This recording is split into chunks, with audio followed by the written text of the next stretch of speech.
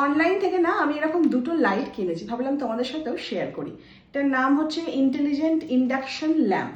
তো দেখো ল্যাম্পে এরকম বক্স মানে প্যাকেজিংয়ে এসছে, হচ্ছে একটা ইউএসবি কেবল যেটা দিয়ে তোমরা চার্জ করতে পারবে, মানে যেরকম আমরা মোবাইলে করি না সেটা ঢুকিয়ে দিলে এটা চার্জ, আমি পরে দেখাচ্ছি তোমাদের।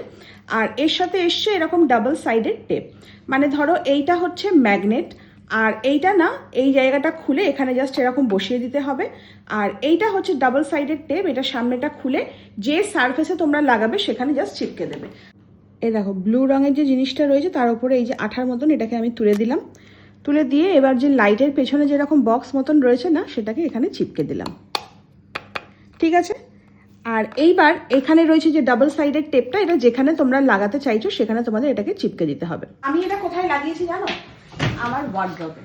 অনেক সময় দেখো ওয়ার্ড্রপের ভেতরটা অন্ধকার, মানে আলোর অপোজিট সাইডে থাকে, অসুবিধা হয়, তো সেক্ষেত্রে এটাতে ম্যাগনেট রয়েছে, যে এটাকে খুলে দিলাম, দিয়ে ধরো আমি এটাকে এইখানে লাগাচ্ছি, লাগিয়ে দিলাম। আর এটা তো অলরেডি খুলে দিয়েছিলাম, এটাতে ম্যাগনেট রয়েছে, আর ম্যাগনেট এই যে এখানে লেগে গেল, তখনই দেখো সেন্সারটা, মানে সেন্সার আছে, এটা কিন্তু অটোমেটিক্যালি আলোটা জ্বলবে। এদিকেরটা আমি লাগাচ্ছি না, আমি জাস্ট তোমাদের দেখানোর জন্য করলাম, কারণ একটাই কাফি হয়ে যাচ্ছে, এখানে বেশ ভালো করে দেখা যাচ্ছে ওয়ার্ড্রবে কি আছে কি না আছে। আর এটার দামও কিন্তু খুব কম, আমি ফার্স্ট কমেন্টে এটার লিঙ্কটা দিয়ে দেবো, তোমরা চেক আউট করতে পারো।